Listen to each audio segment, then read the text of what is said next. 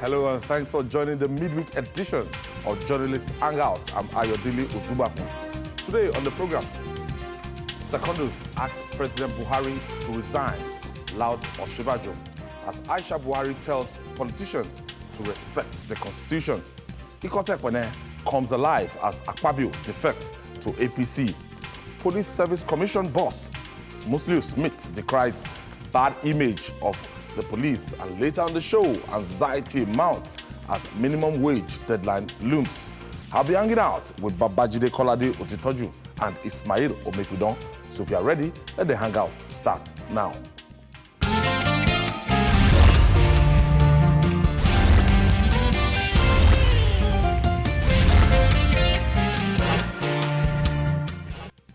Many thanks for joining us again. Tuesday's blockade of the National Assembly has spawned a number of conspiracy theories.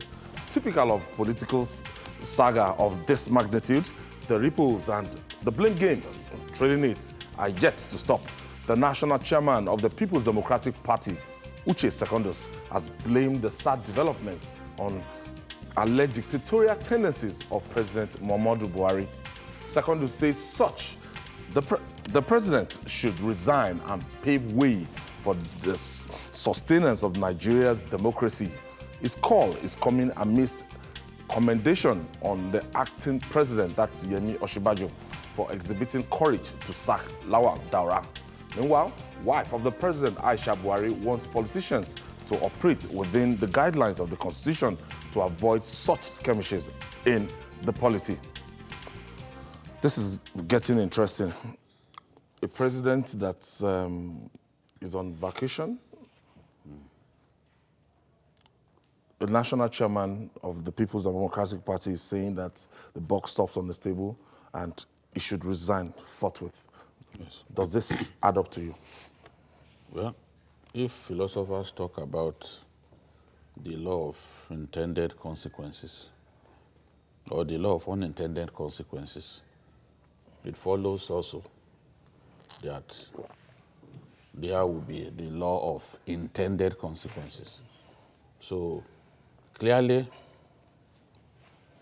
Secondus wants the president to resign because it will make life easier for the PDP. Everyone knows that Buhari is APC and APC is Buhari. If you take Buhari out of APC today, the outcome will be extremely predictable, because we all know that the heavy hitters within our political firmament are in the PDP. PDP has more big weights. Yes, heavy weights. And all of them are interested in the presidency, you know. So the PDP presidential primaries, I can predict, will be much more interesting than the APC presidential primaries because of the big weights that are there. So back to the law of intended consequences. The consequence of a Buhari not contesting this next election by resigning is that the PDP will most likely win the election. Coast home to victory. They will coast home. It will be easy. Those 12 million votes that we always talk about in the North will not happen. Nobody can mobilize that. It will not happen. The APC has shown clearly where it is headed. And clearly it is the Buhari presidency or nothing. So if anybody contests against the president within APC, it will just be it is not likely. God will spare our lives. It is not likely. Before that time, you will see that the president, the various chapters of the party across the country will say the president, they've adopted the president. Long ago, even as early as over a year ago, we saw governors coming out to say that they have already endorsed the president. So this is the presidential candidate of the APC. We know that. The PDP, we don't know who their presidential candidate will be. But nothing will please the PDP leaders much more than to have a Buhari not contest the election. When he fell ill, I'm sure that a lot of them were in buoyant mood. It altered the calculation for Yes, some the politicians. buoyant mood, because they were hoping that, oh, he will be too weak. Even if he came back, he will be too weak. And what will happen is that he will make up his mind Just not do to one time contest. and go. And then even within the party, we saw people, the APC, some of the governors showing interest. Although it's unfortunate that it's only one governor that people are talking about. But we know at least 2 governors from the Northwest who are interested in the president's position. But due to the nature of our policy, our bad politics, it's one governor from one of the most distant parts of our country that they are accusing of wishing that the president never returned to his job, so that he will be deputy to Oshibajo. But be that as it may, in the heart of Secondus, he knows that as long as Buhari is on that ballot, Greatest threat. he represents extreme threat, if I can couch it in that way. And if the president will resign, they will be very happy. They will jubilate that they know that they will coast them to victory. Look at what he's saying, that even that the UK should expel the president. That there is no reason why they should provide shelter for people who have constituted danger to democracy. You know, people are diminishing the value of our democracy and all that. But the truth is, as much as you praise Oshibajo got the clearance of his boss to take this decision. He wouldn't have unilaterally. The president even said it when he traveled, you know, and when he returned the last time, that they were constantly communicating that this is a vice president that is very loyal. And close to his boss. You know, yes, and that every time he kept communicating with him, you know. So the president gave him the go-ahead to show Lawa Daura the door. So, yes, he deserves to be praised for the courage and for his competence, his all-round competence. But to now say, okay, that the president should leave. Credit to go to the vice president alone, and as if he's serving in another administration. See, if he even says credit should go to him alone, I still don't feel bad about that. But to now say that the man should resign, I just don't get 5 months, 6 months, the next next election. He's not going to resign. Do your best to defeat him in the election. Do your best campaign. Put your house in order, because people are predicting that even the PDP, that the implosion will be a world record one. So after the primary, so put your house in order. Give yourself a fair chance of defeating this man. Don't expect that he would resign. Not at this time. Ismail, did you watch the Senate president today, his world press conference, reacting to yesterday's blockade? And I saw a lot of lawmakers from the House of Representatives and senators. But one thing that was conspicuously missing, I discovered that the APC lawmakers, both chambers, did not turn up. Well, I wouldn't explain the reason behind that, but before now, clearly there has been a battle line between the 2 political parties in the National Assembly. And you agree with me that once a battle line is drawn, like in the Yoruba parlance, they say that we don't go to the court and still come back to be, to be friends. So maybe, I'm not holding brief for them. That is their own way of probably, protesting. But the National Assembly is a kind of leveler, that no political party, no political affiliation. No. If they do that, they know that they will be victimized by their party. This is the time to be very careful. That is, well, ordinarily, the National Assembly, like you said, is supposed to be a leveler. There should be no too much attachment to political affiliation. It should be in Nigeria, but unfortunately, that is not what it has been, over the years. And that is why you find out once in a while, you see them, protesting that. I think the only time I didn't see that happen was when the PDP lawmakers staged a walkout over the clearance of Amechi as a minister. They protested then, if you recall, that Amechi was heavily indicted, and as such was not qualified to, be screened as a minister of the Federal Republic. But because the Senate President's body language was in favor of getting Amechi cleared, the PDP lawmakers staged a walkout to protest, that action. But if you go back to the clip anytime, any day, you see the Deputy Senate President glued to his seat.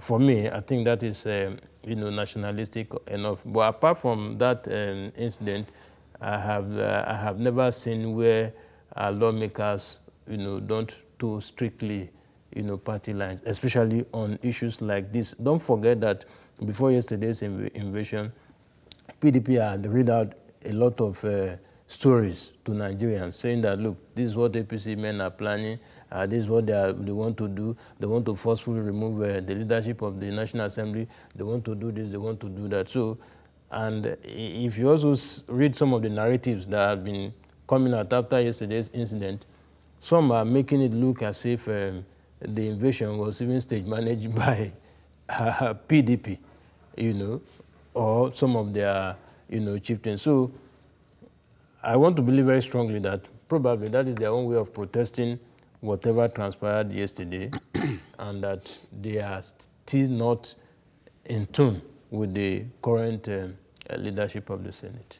Babajide, moving further, when you look at the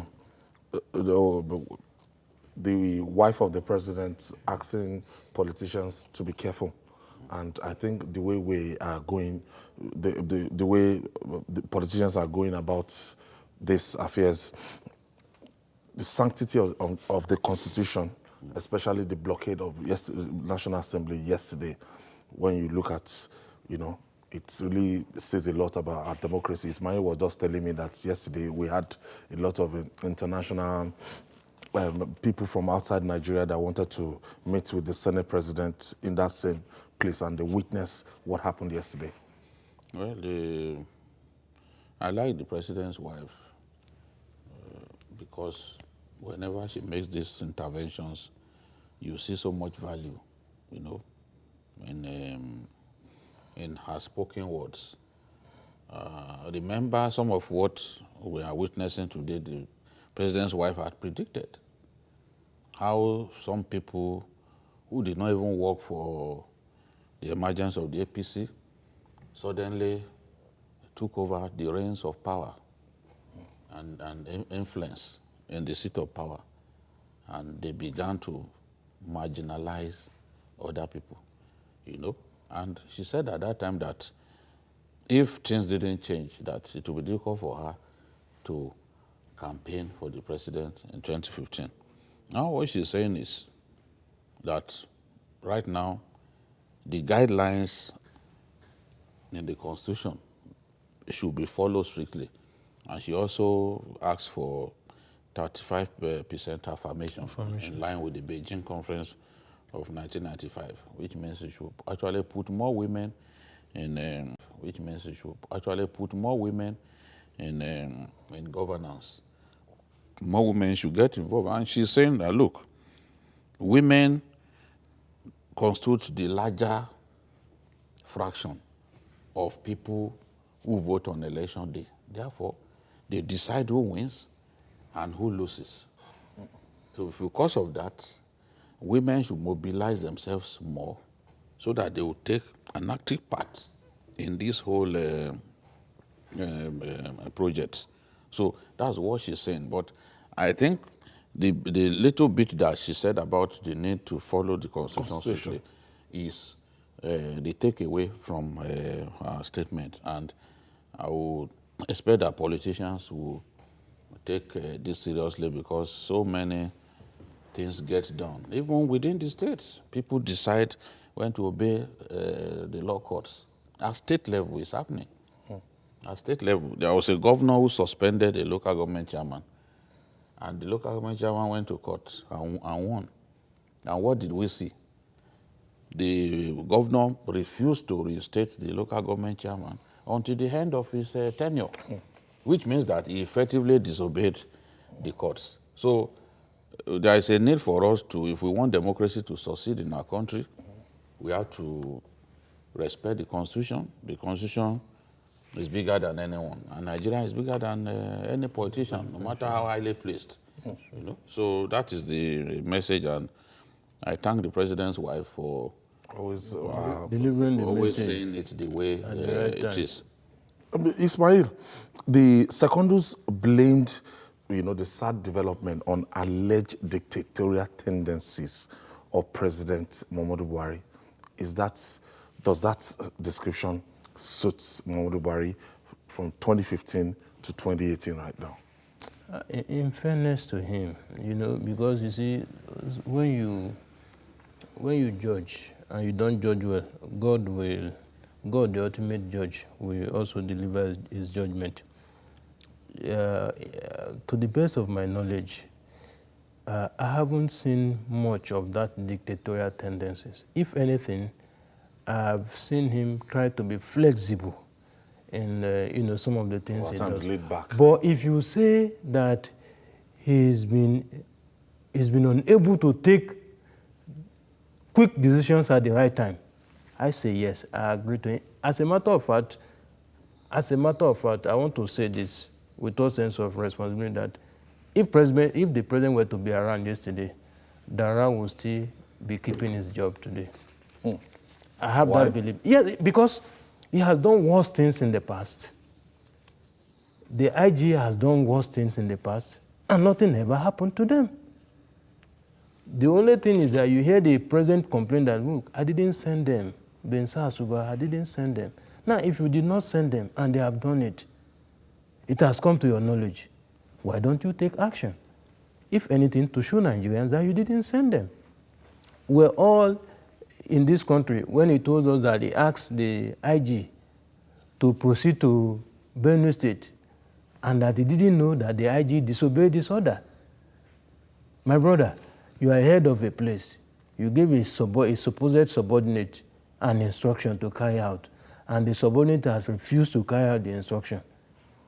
I mean, what else will you need to do? You do the needful. Was it not the police that laid siege to the Benue State House of Assembly, that even went ahead to give cover to 8 lawmakers from the State House of Assembly to serve impeachment notice on the governor? He didn't send them. We agree he didn't send them, but he read it in the papers. He saw it on the television. Did he take any action? Who authorized it? Did he take any action? When they invaded the National Assembly the first time, when the maze was carried, the police told us they were going to investigate. Have you seen the report of the investigation? Have you heard anything? Nobody heard anything. They laid siege to Senate President's house recently. Police said they were not involved and that they were going to investigate who was involved. The Deputy Senate President told, you understand? So if we must follow, I'm not saying we should not fight corruption. I'm not saying we should not fight those who have looted this country in the past. But please, if we must do it, we must follow the leader procedure. There are procedures. And you see, if you see the way... We really have to go on this, but Babajida, just chip in a word on this alleged dictatorial tendency. Does that suit the person of Muhammadu Buhari? Well, the thing is, the governors in their states are dictatorial. If we're saying that the president is dictatorial, there is no leader at that level that will not show some measure of dictatorial tendencies. There's no measure. Even our governor here in Lagos, there are times when he will tell people, governors have advisors, governors have commissioners, but they are not obligated to take their advice. And there are times when the governor will be the only person that is pushing a position. So if he continues to push that position and he succeeds in having his way, that's dictatorial. So the dictatorial tendency, as he is saying in this case, yes, on a few occasions, such things may have happened. But in a democracy, it is not Buhari alone that demonstrates dictatorial tendency. Will you but call it that has to be dictatorial or being stubborn or being... No, it's still, see, check the word dictatorial. It has nothing to do with whether, military, this and that. you can be dictatorial even the way you run your newsroom. So this is the thing. I'm looking at the word strictly. Maybe that's not the way he's looking at it, but I'm looking at the word strictly. There are also times when you have to be dictatorial. Because the people... To achieve a result. They may not see what you see, you know. But dictatorship or an attempt to not go through the National Assembly when you should go through them is what I oppose. This president, when he needs to clear his ministers or other people, he takes it before them, no matter how long it takes. Despite this frosty relationship between the two arms of government, he still knows that he has to go through the National Assembly to get certain things done. You know? So, all right, still to come. Ikotek Bene comes alive as Akpabio defect to APC. Stay with us. We'll be right back after this timeout.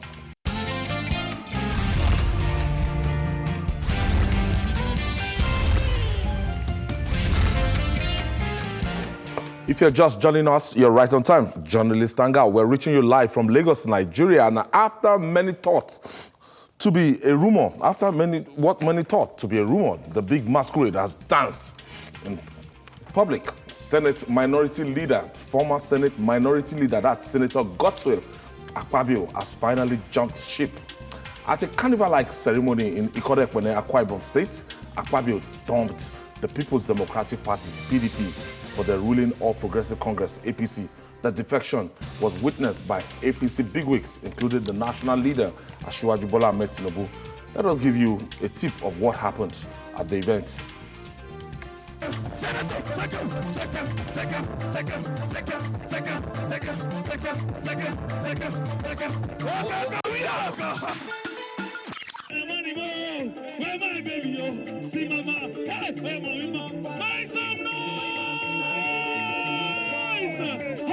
So cock it down, bro. One hand on your waist, one hand on your chest. Why APC?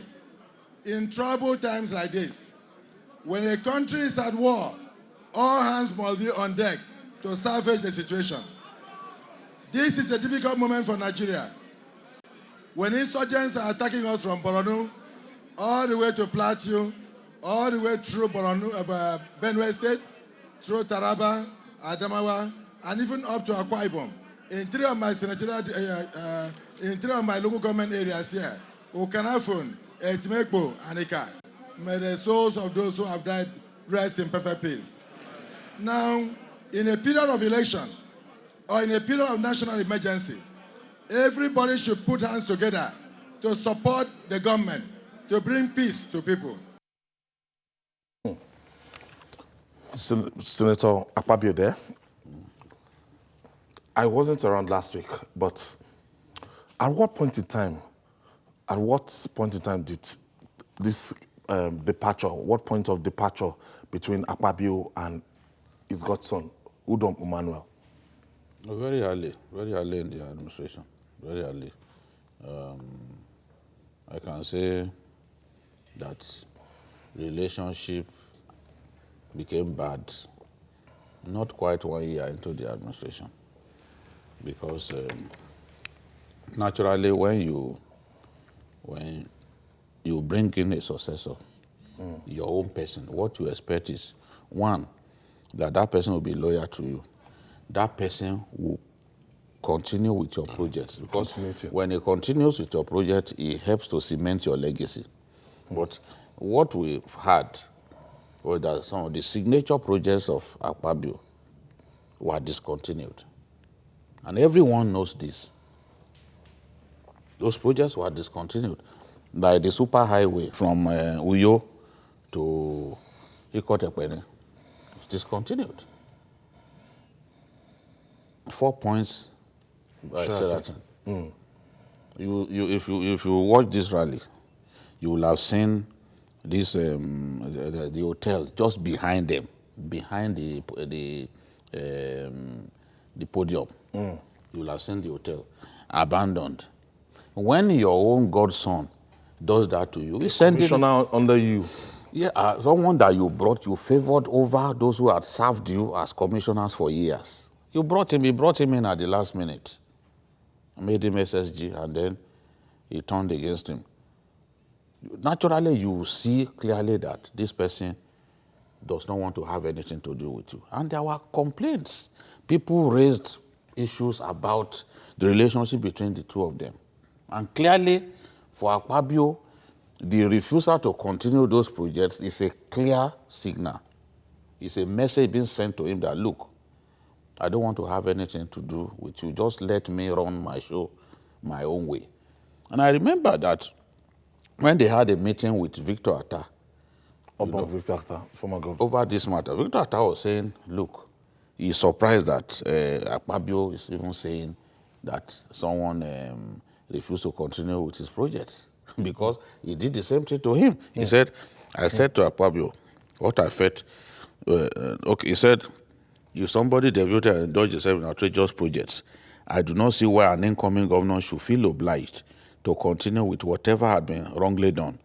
But for a successor to deliberately destroy and turn his back on what was there, that too is wrong and does not serve the purpose of good governance, which was what we said yesterday. It doesn't matter who starts a project.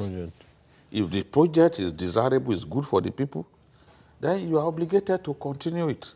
But our politics is so personalized that sometimes, especially if you are succeeding someone of the stature of Akpabio, Akpabio was not just a governor, but was an uncommon governor in terms of the quality of service delivery. infrastructural development. When Fashola went to to Uyo, and saw the bomb e-library, it was full of praise for Akpabio. That's a performer, someone who performed in Lagos, yes. going to Akwa Ibom and openly praising the governor for his work. So if you are a successor and you can see that the man that you supplanted has done so much, it imposes a kind of burden on you to do more. to either outperform him or to try to match him. Maybe this was the problem that Udom had. Because look, it's strange to me that these people could fall apart in the way they did. Same political party. But of course, you know that in our political environment, this is common. I can say that out of 10 governors who managed to install their own successors, 8 of them will quarrel. Because when Victor Atta was talking about what happened between these two people, he could only refer to Lagos as the center of excellence, where they had mastered the art of succession. So in a manner that recommends Lagos to other parts of Nigeria. He could only talk about Lagos. In most states, is it Gombe that you want to talk about? On the day the former governor's wife died and the governor was visiting. That was the first time after... You saw the way it was tongue-lashed by Danjuma Goje. He said, he used to come to my house, but the moment he won the election, he turned his back on me. Suswam in Benue. I remember Akume even claiming that Suswam, that when that he was introduced to Suswam, that Suswam came to his house on a bike. But I made him governor. You put him in House of Reps, made him governor, and Suswam turned his back on him. There are so many of them like that. How many governors? T.O.G. and Oji Zokalu. He was not. T.O.G. was actually in prison. Oji Kalu facilitated his emergency, his winning the election. For him throughout 2007. But towards the end of his first term, he turned against Oji Kalu, and he did not only turn against him, he frustrated him out of the party. Yes. Even when Jonathan and others tried to bring him back into the party, and the national leadership of the PDP sanctioned Oji's return to the party from the PPA, he still made sure that at the ward level, Oji Kalu was not registered to come into the PDP. So, and that's a man who served him as chief of staff. Very close. You know? So your chief of staff, you want to trust your chief of staff. Amongst your staff, you want to think that your chief of staff will tower above everyone in terms of loyalty and everything. But it doesn't always happen in our politics. Even Bukola Saraki quarreled with his dad after his first term. He dropped some of the people, his dad's appointees. They had to resolve things, and some of them, he brought back some of them. So this is the thing. People shouldn't bother themselves so much about installing a successor, because there is no guarantee that the successor will not turn his back against you. Looking at the crowd there today, what does this say about the relevance of Senator Akpabio? No, if popularity is judged by the number of crowd that attends one's function at any point in time, I'm still watching the crowd now. I'm really amazed. I'm really amazed by the crowd. It's a Buhari-like crowd. I just hope that the crowd will translate into votes, real votes. At the end of the day, because when he was planning to go, the stories we were hearing was that he was supposed to leave with the deputy governor and some other senior officials of the party. But even reported that the deputy governor had resigned, but he denied. But as at this afternoon, we haven't seen any of them. But it is still, the day is still young. Anything could happen. But I want to also appeal to APC to find a way of, managing the situation very well, so that his case will not be like that of Senator Ali Modu Sheriff.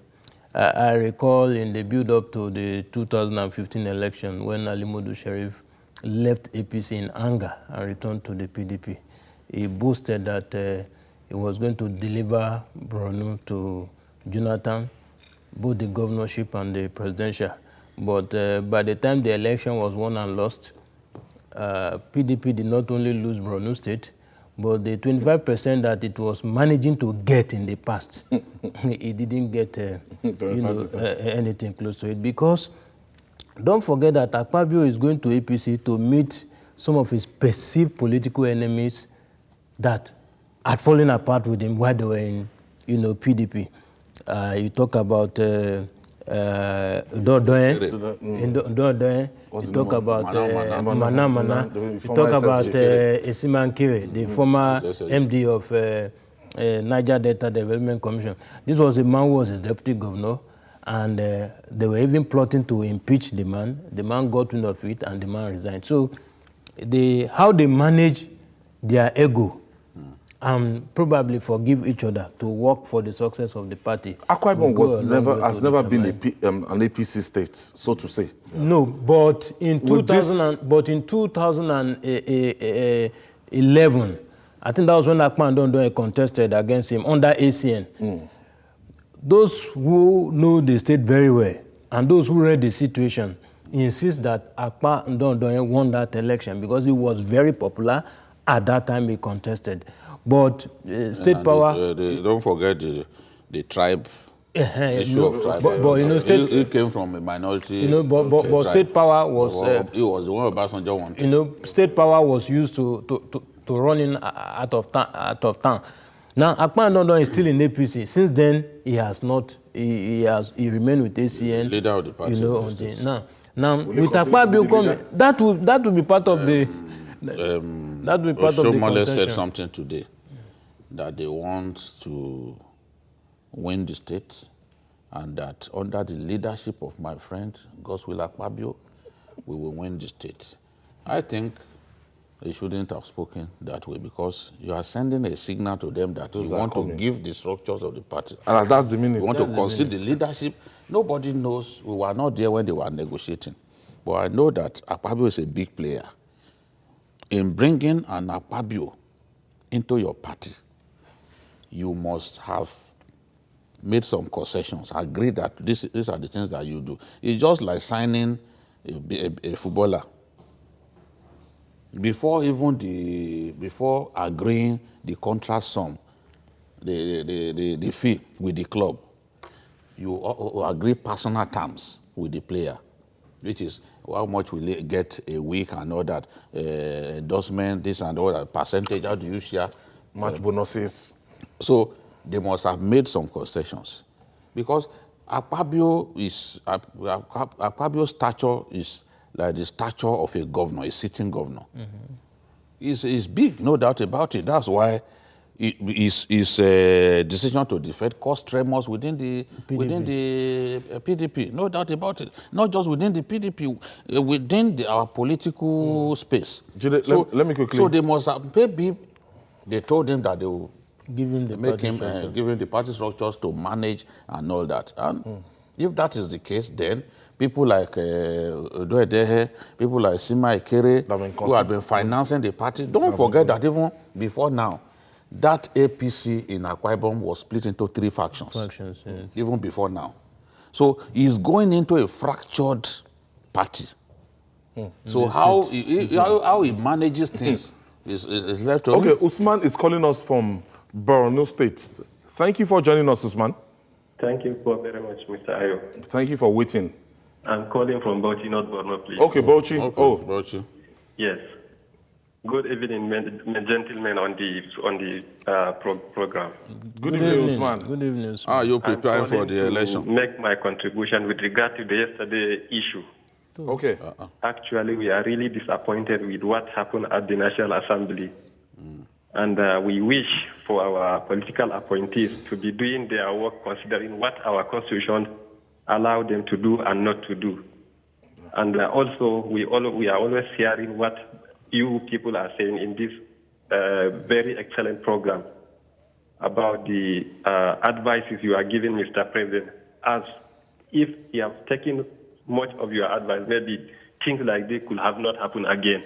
So we are really appreciating your effort, and we pray for this country to be excelling. Thank you very much. Thank you, Usman, for your contribution. Before Usman. Yes, and I'm saying that party was split into 3, even before the APC convention, congresses. So he is going into a fractured APC chapter. So he has to behave like a leader. I know that Akpabio has the tendency to. What's the implication of his jumping ship now? That means APC will field a candidate, and this candidate will contest against Udom Emmanuel. Of course, that's the implication. Certainly, he will be happy to do that, because he will be happy to show Akpabio, Udom Emmanuel, that he is his master in politics. Udom Emmanuel didn't really live in that state, and he didn't work there.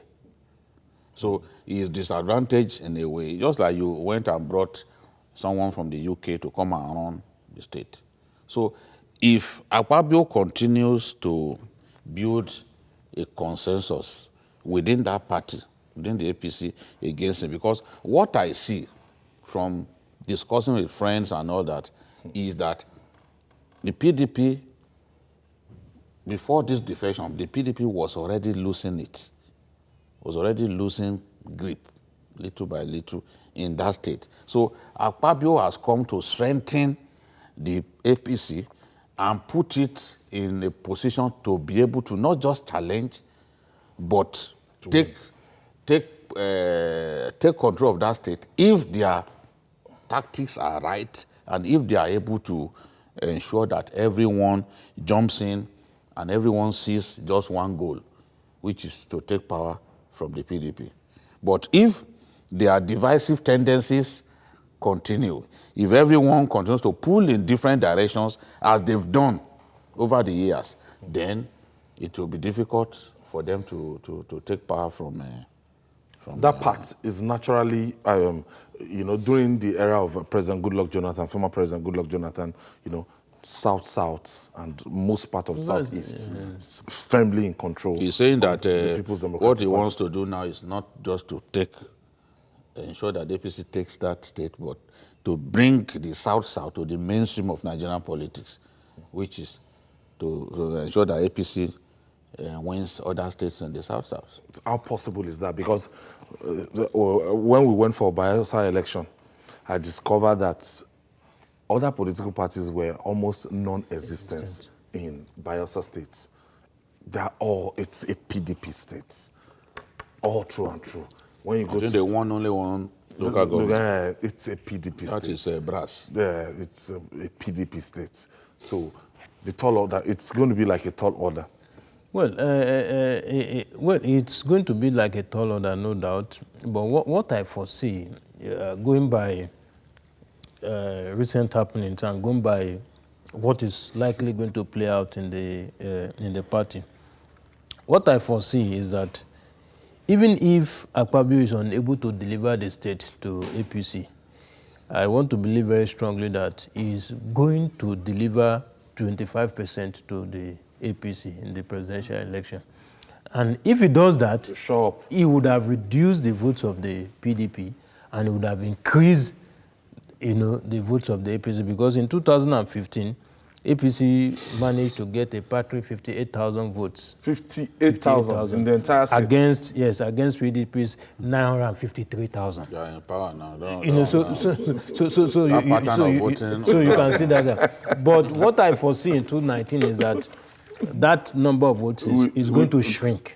It's going to shrink. Now, but the danger there is that Akpabio will only deliver on his promises if those who left the PDP for him did not return to the PDP. Because there were those who left the PDP for him. Because of him, they left in anger. Umana. They've compensated. Yes, Umana they have been compensated, but politicians, they have this personal ego. This feeling of I ran away from you. You are still coming here to meet me to share. You understand? This self-preservation. We have to leave it there. All right. Image, they say, is everything in politics. So people's perception about an organization greatly determines its progress or otherwise. Hence, an anti-people security outfit like the Nigerian Police Force.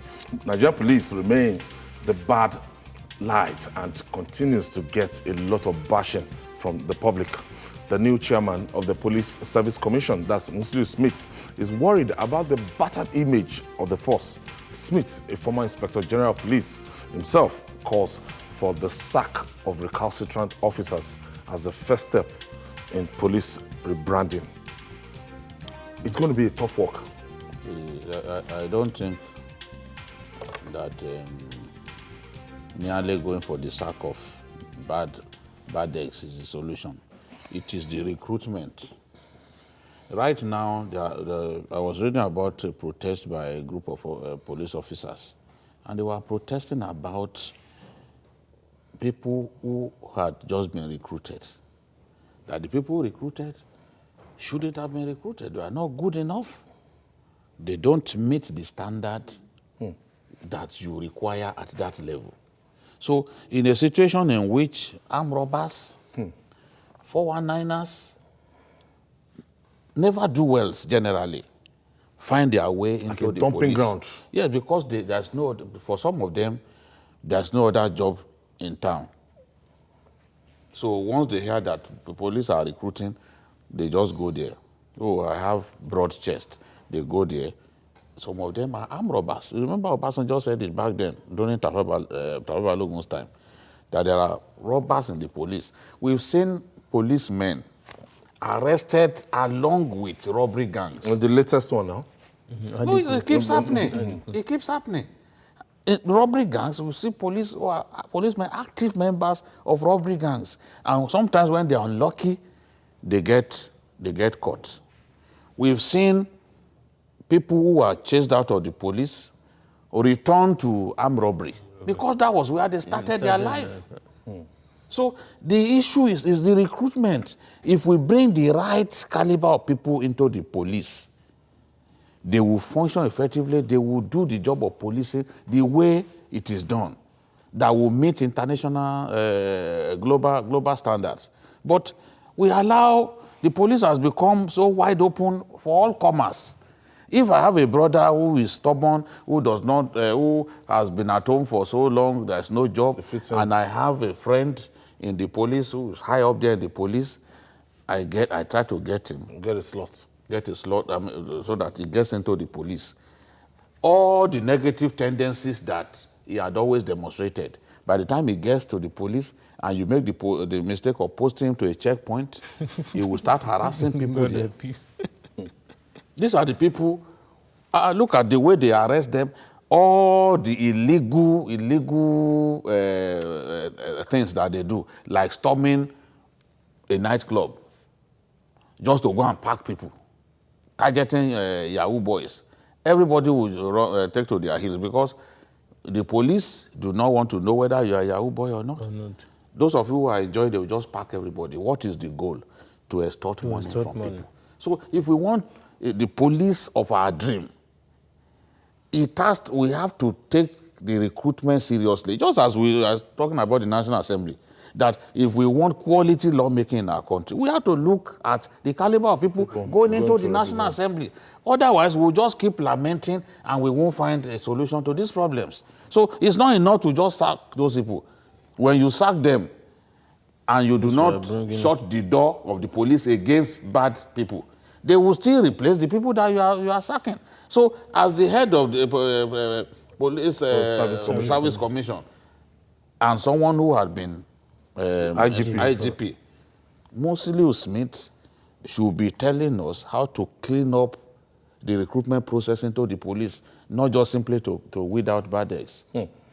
When you look at the perception of Nigerians about this, the Nigerian police, and you see that the impression they would need a lot of PR, they would need a lot of, work. That's what they use. Police is your friend. And a lot of Nigerians, they've never for one day believed that. SARS has helped us too. SARS has debunked that. When Mr. Babajide was talking about armed robbers joining the police, an incident that happened back then, I think I can't remember whether it was during Tafa or so, in Benue State. The guy, they are our neighbors, and they came to rob us, and we were able to identify them. We got them arrested, but, somehow the guy, escaped. 2 years later, the guy came home in police uniform, And the moment, and unfortunately for him, I think I came home that day to visit my late mom. He has rest in peace. She was still alive then. And I told her, I think I petitioned the police, and I think the matter was taken up. I'm just saying that it is true. At least if I have not seen any, at least I have seen, I've witnessed that it is true. And there are so many of the them. Kogi case? Remember those Fulani traders who are going to buy cattle. And policemen attacked them, killed them, they took their money. And they set them ablaze. You understand? It was Justice Eri that handled that. Yes, they were sentenced to death. Policemen at a checkpoint. In fact, if you have a policeman even in your family, you don't even trust the policeman, your family member, let alone, that is the person. However, we start from somewhere. I agree that the recruitment process is faulty. The Police Service Commission chairman must do something. But we must also improve on the training. But I also want to support the sacking, because you see, sometimes, if you weigh the big stick, those behind will sit up. Because if, for example, I want to tell you what Osibajo did on yesterday is going to send serious signals to the heads of security agencies who have been indulging in impunity. Even some of the aides of the president will sit you understand? Who have been indulging in impunity. I learned that fake meetings started at 10 today. That even some ministers were running because they didn't want Osibajo to get so in that case, don't know what may happen. You may call the president again that look at this person, and the president will take action. Take action. And so they started fake 10. Which is not the usual case. Whatever way he can employ to sanitize, the system, I think he should be supported, because I don't know how true this. He has to be supported. I don't know how true the story is, but some of the stories we had that led to his removal then was that he was not prepared to be a willing tool in the hands of the government of the day, because we're approaching 2003 elections then. And the government was looking for maybe the fellow was too loyal to the government was looking for somebody who who will do its bidding, and they said they didn't quite find his body language, for them, and so if he can go home with that integrity, coming back, I believe that he should do more than just talking. He has spoken. Let us see action. I think also that he has to be empowered. The personal relationship that some IGs have with the president, makes it difficult to punish them. They undermine not just the supervising minister, which is the Minister of Interior. They undermine the office of the chairman of the Police Service Commission, because the Police Service Commission has its own responsibilities. And then they call for meeting. You see these errant IGs refusing to attend meetings. I mean, that's aberrant behavior. No president should encourage that. Because when you give people a job to do, support them. Do everything possible to make them succeed. Don't allow their juniors to have the kind of access to you that ensures that they undermine the people who should actually supervise them. So if it continues, definitely Smith's reform will not work, because Smith and the IG need to be on the same page. For the reform to work, because the IG has to be the one who will implement the reform. But if they are not on the same page, if they call for meeting, IG stays away, and they have no way of sanctioning him or getting him to sit up, then it becomes a problem. And in terms of funding, you agree with me that the police they are underfunded? We have discussed it severally here. They are underfunded. Unfortunately, the little one that is even being released to them too, some of their leaders also, get them into their private pocket. Even that one, a lot of that is exaggerated, because what is the interest? If you are giving police interest of 35,000 per quarter, what is there to steal? Sorry? I'm telling you, a divisional police officer. DPO, not even area commanders, not DPO, area commanders. You give them interest of 35,000 per quarter. Area commander. I'm telling you, what are they going to do with it? Disaster. So that is why policemen will have to go and look for money here and there, either to go and work for politicians, to allow themselves to be compromised by politicians, because you are not funding the police the right way. This year, we've not bought vehicles for the police. It's Dangote that bought vehicles for police across Nigeria. Where are the vehicles that the police bought on their own for their people? And they have budget. Well, let's just let us leave it here and wish, hope for the best. I want to thank you, Ismail Omikidon. Thank you so much. And the master himself, Babajide Kolade Toju. Thank you so much. And that's it on Journalist Hangout. Join us tomorrow for another episode of the program. You can also watch Journalist Hangout on our platforms showing on the screen. Catch us live on YouTube at youtube.com/TVC News Nigeria. Our feedback channel is Journalist Hangout at tvcnews.tv. I'm Ayodele Zubabu.